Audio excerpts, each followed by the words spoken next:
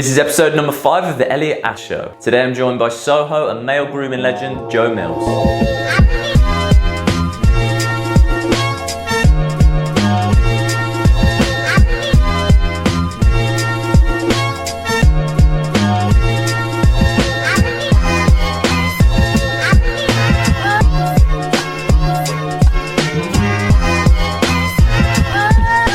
If we're just meeting, my name is Elliot Forbes. This channel is dedicated to hair, beard and grooming tips for the modern man. So if that's you might want to consider subscribing. I've been aware of Joe ever since I got into the hair world a few years ago. He's been someone that I've really looked up to, someone I've really admired. The way that he's obviously he's got his 2 shops that he has in central London in Soho. He's now expanded out into Primark stores as well. It's the fact that he's involved with the session world, seems to juggle everything. It's something that I've been really attracted to since I got into the hair world. So since the start of January, I've been freelancing for Joe, been doing a day a week at Joe & Co. And it only seemed natural to get his thoughts on the male grooming industry and get a few insights into how he approaches it and his little hints and tips. So here we go. I hope you enjoyed today. Joe, thank you for joining us today. It's much appreciated. Obviously, you are Soho legend, hair world legend. Thank you for joining us today. Give us a little brief background about yourself. My name's Joe Mills. I'm a hairstylist, barber, however you want to describe it. I've been in the industry 35 years now and still love every day. I've got 3 different brands that I own. One is called Mills, one is called Joe & Co, one is called The Lounge. They're all very, very different. I started off in Margate, where I was born and bred. Learned my trade down there, and then when I was sort of 19, 20, ran off to London with my girlfriend at the time, and was fortunate enough to land in Soho eventually at Fish on Darblay Street. And that's where I kind of cut my teeth and kind of got to understand what I'm doing and where I want to go. So that's kind of it. Nice. Okay, so obviously you do a lot of session work, you do a lot of stuff with celebrities and sort of fashion work. Yeah. You're working in those sort of environments. What's your go-to product when you're working with those guys? From a hair perspective, there's a couple of things I have in my bag for everything, and one of them is always a really good sea salt spray, and one of them is always a really good matte paste. They're my kind of, I've always got them. They're just something I've always used, something that just works with pretty much any hair type if you use it in the right way. Yeah, something you stuck with me when I assisted you was that you said about trying to build up the products and as opposed to just loading it in at the start. So yeah. So you can, if you're using products that are basically water-based or are water-soluble, you can reload. So you can literally wet the hair down with sea salt spray, blow dry it in, wet it back down again with sea salt spray and blow dry it back in again and load it up. Hair will take a hell of a lot of product if you load it in the right way. With wax or cream or paste-based products, if they have got, depending on what their core structure is, that you tend to get an overload of that. So you have to be more mindful. It's more the wet products that you can dry into the hair that you can just keep playing with and just building up and building up and building up. So yeah, and that's a really good way. I've got a lot of clients who've got particularly fine hair or something like that, and we talk about bang some sea salt spray in it when you get out the shower, get ready, get yourself together, then put some more in before you start to dry it and style it, because the first round would have already dried into the hair. So yeah, and then that really pushes literally pumps the hair out and makes fine hair feel like you've actually got a lot more hair going on. So yeah. Okay, yeah, I like that tip, because that then gives it, the body just building it with that. Yeah, totally. And I think for guys it's a bit different. We've kind of fallen into, understanding about grooming products or hair products as you get older or through your mates, and now obviously there's loads of online tutorial stuff you do. There's all the GQ and everyone do it as well. There's a real mix of information out there, but guys kind of fell into it. Same with understanding how to look after their skin, or all of that kind of stuff. This is not, a lot of, I remember, even my sister and a lot of the younger women I've got who work with me and stuff like that, they started playing around with this stuff way before we were even aware of it. So we've kind of come into it later down the line, and then all of a sudden we're trying to play catch up. So understanding what products can do for your hair and how it works, for me, that as a stylist or a barber or however you want to describe yourself, I think from an industry perspective, we owe that to our client to really give them that information, because it's not just the haircut's the haircut, but my client needs to do it when they get home. Yeah. I think that's one weakness that I think I've probably had since getting in the hair world, that I said, because I feel like I've been catch up trying to learn how to cut hair, I still then haven't learned how a product reacts with other products and how that then goes together, and that's something that I think just gentlemen in general don't really know, isn't it? I think that's one of the reasons why I've tried to do more of this. I think as an industry, and you talk about the grooming market and educating specifically guys into what's used on their hair and skin, I think us barbers and hairdressers and stylists have a role to play in that, because a lot of us think about the cut, how great my cut is, and look how great I styled it, and the client looks great walking out the door, but we're not giving them the maintenance pack to go with that. And because either we don't think that they want to spend the money on the products, or they're interested, or we don't feel confident with the products we're trying to sell or advise or recommend, or however you want to, and also as well that within the industry from hairdressing and barbering, we also get caught up on a whole, we're not here to sell products, we're not here as a salesman, we're here just to cut hair really well. And we're doing our client a disservice. We should really be focusing on the 360 degree, what we're talking to our client about. We're not talking to them about how great the football team we support is, or the club we went to, or the music we're listening to. We should talk about them and their hair and how they're managing it, are they coping with it, what are they trying to achieve. So that's, I think we need to, from an industry perspective, we need to refocus how we advise our clients, and then the client gets more out of it. As a customer, you get more out of it. If I go out for dinner, I want to know, where my food's coming from, how it's been cooked. If it's, if you want to go for something, people want the information. Yeah, it's the whole story that goes. Yeah, people want information. Whether you like it or not. The reason people just scroll through Instagram, scroll through websites and stuff like that, they're absorbing whether it's visual information or some form of digital information. There's a massive thing I think that all humans have, that they want to know more. So we just need to fulfill that. Definitely. So obviously with a lot of session work you do a lot of skin work now, yeah, for man. a lot of the guys. Yeah. Obviously it's going to be different from person to person, but is there sort of a few different products or a tip for applying that you would recommend? I think having a great skin, understanding your skin and understanding the skincare is super, super key. I think that gone are the days where you get in the shower and you have a shower gel that you wash your body, hair, face with. That's done. You really need to get something really, really, really good for your skin.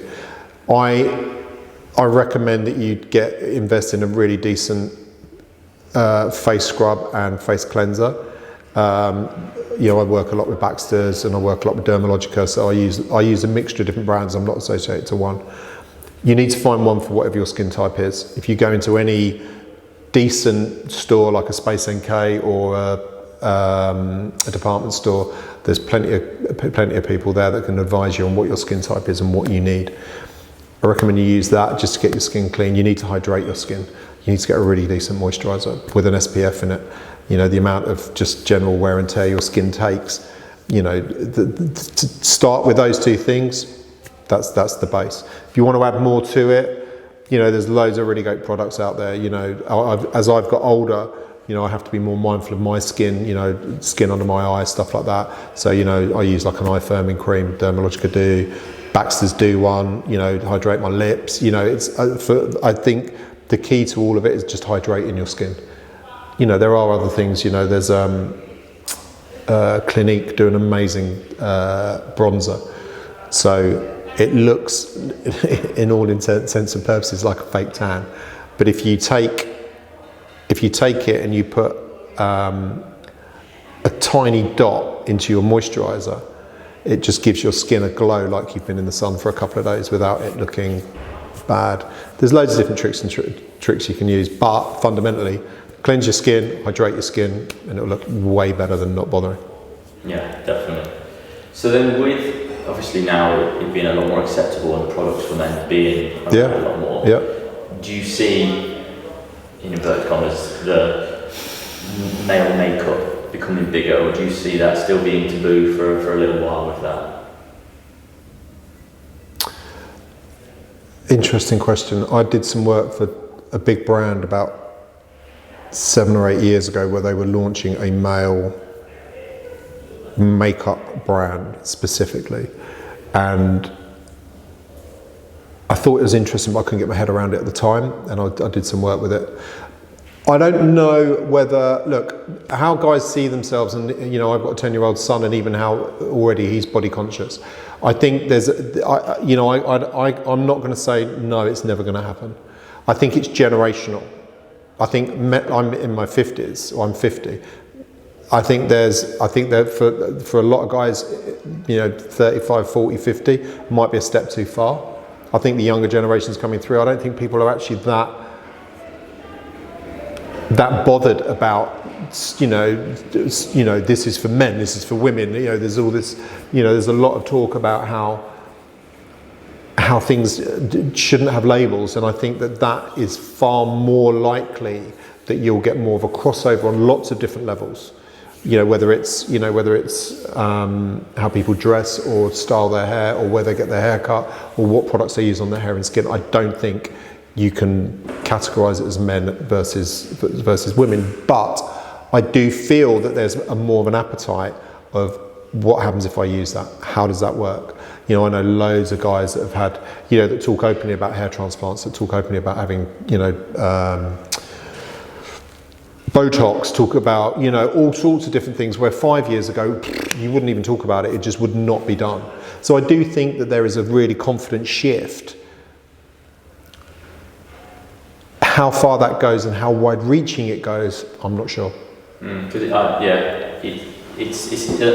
it's positive that there's now a conversation about it, because obviously I think there's a lot of people do want to talk about it, but it's now they're discussing it as a camouflage, or they're branding it as, aren't they? But like you said, in terms of it being for men and women, I think that's where it will eventually go. Just it'll be neutral, and you just have it however you want it to be. 100%, and that's the right way. At the end of the day, we always talk about this in what we do as a job. You know, I don't talk about myself being a men's hair specialist. I'm just who I am. I just cut hair. You know, I cut anyone's hair. I don't care. You know, I've got no issue with doing anything. If I have the ability to do it, then I do it. And if I don't, I want to know why I don't, and then I push myself to do it. And I think that's a generic shift across lots of different things. Most big stores now, you go in, that if they sell clothes for everybody, don't have a male and female changing room anymore. It's, you know, and I think you know, we're in this now. Excuse me, we're in this now, and it's only going to increase, and it's only going to accelerate. So you've just got to go with it. Yeah, definitely. So then obviously a lot of your clients tend to be quite trendy that you would have around here.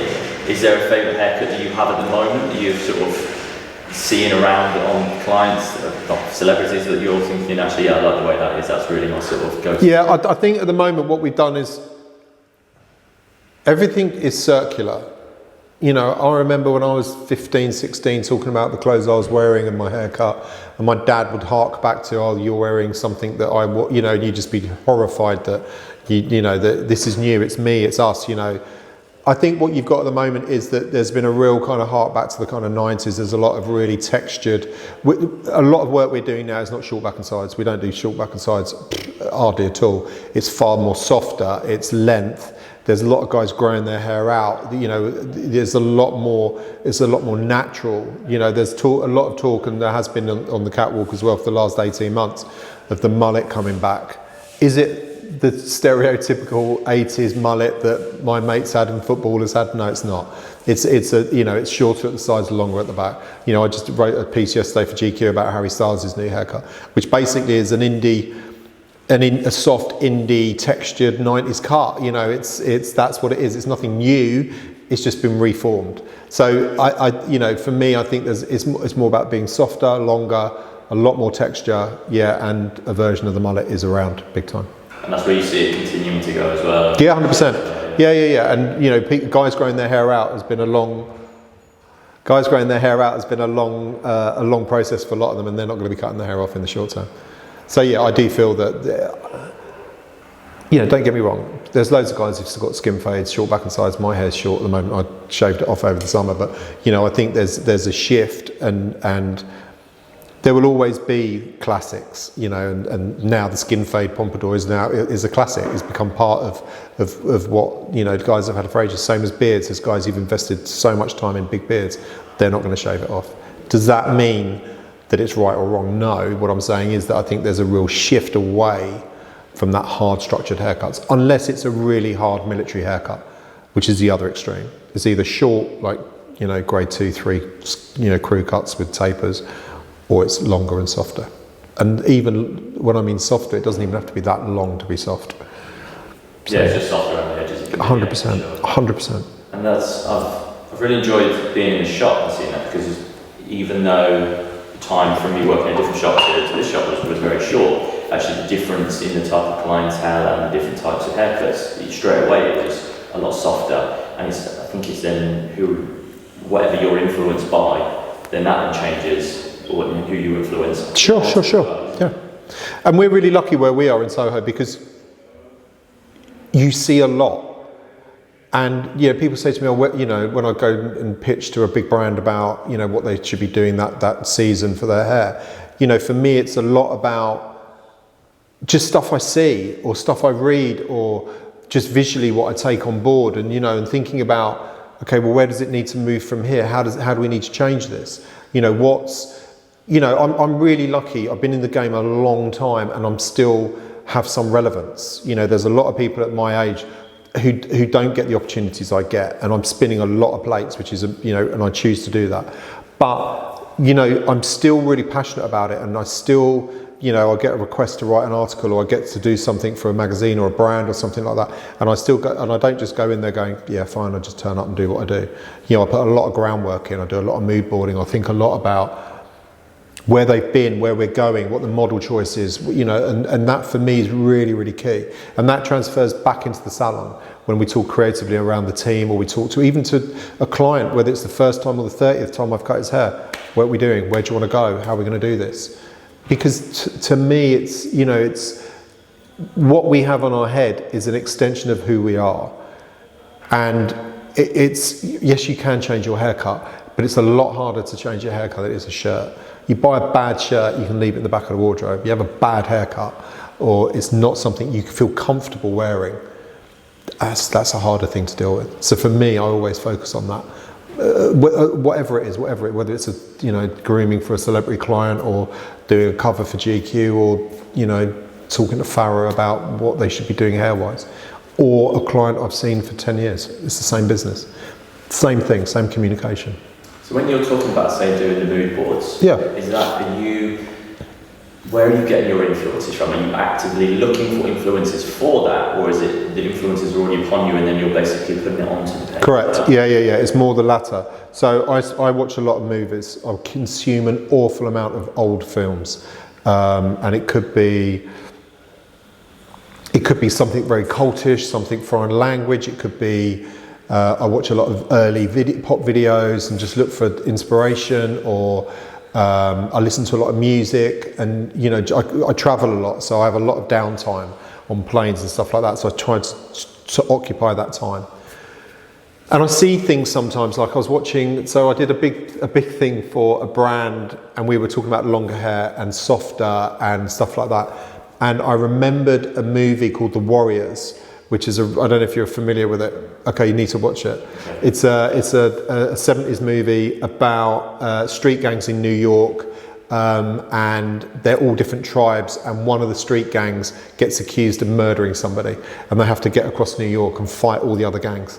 Super fucking cool. And all of the guys have got the main guy has got really, really cool long hair with this like like mad headband, and I just triggered a memory. I was like, yeah, longer hair. No. And then I looked for the archived images. I've got a few thousand images on a hard drive of anything I see. I just save and I categorize them, and then I go back and look for them, and then I go, and then it will lead me somewhere else. So I have the thing in my head and I know what I want it to look like, but sometimes communicating or articulating about it, I need a visual reference to do that.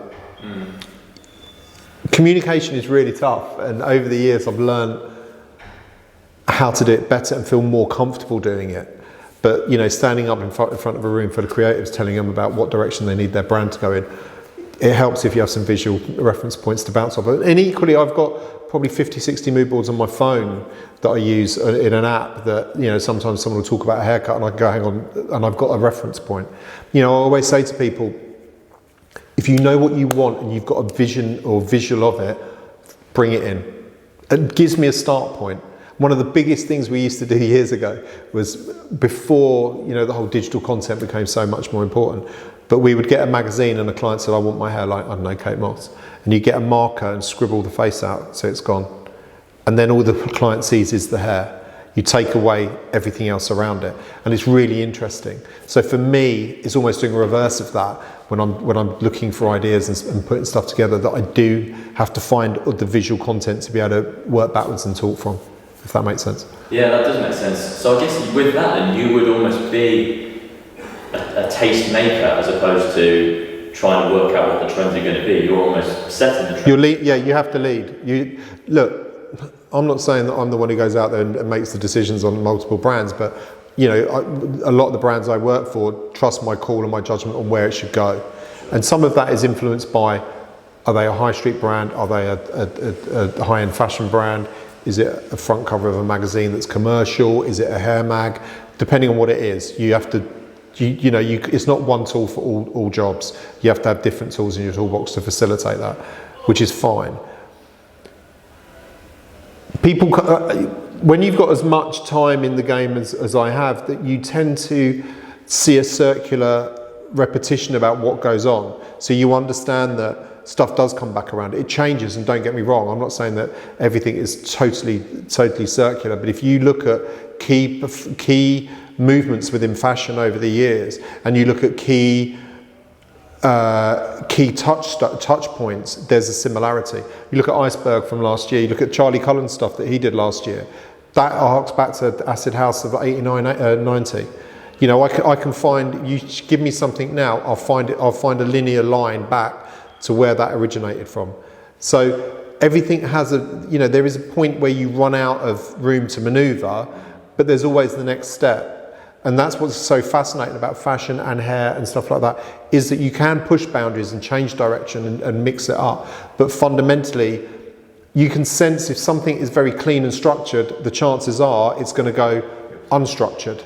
Yeah. And then how far unstructured does it go? How far can you push that boundary? And that's what it's about. It's about not going, oh, it was that there, so let's do that. But looking at how can you transition, and it may transition over 3 or 4 or 5 seasons. It's not going to just go, right, long, short, long. It doesn't do that. So you have to find those missing gaps. And we're lucky around here. You see, all the kids queuing up outside Palace and Supreme and outside Duke's Cupboard that are really cool, kind of really mindful of street fashion. And you can see where stuff's leaning. That whole 90s thing's been kicking around, for ages on that scene. Those guys have been wearing, vintage Stone and, all the other brands that they all love, early Nike and stuff like that. They've been doing that for a couple of years. So it's just been leading into, curtains and middle partings, and that's all been building up. But you just got to look for the signs. That's the key, is looking for the signs. Joe, that was absolutely fascinating today. Thank you so much. Pleasure, man. Anytime. Appreciate it. Anytime, man. Brilliant. Thanks a lot. Take care, sir. If you enjoyed that video today, smash that subscribe button down below. Head on over to my channel where there's plenty more videos like that. There's lots of interviews with different industry experts, and then there's going to be more coming each week. If you want to message me or you have any questions at all my social media channels, they're going to be linked here and they're all going to be down below. Feel free to send me a message there. Twitter's probably the easiest one to be able to get a conversation going. Until next time, much love, Elliot.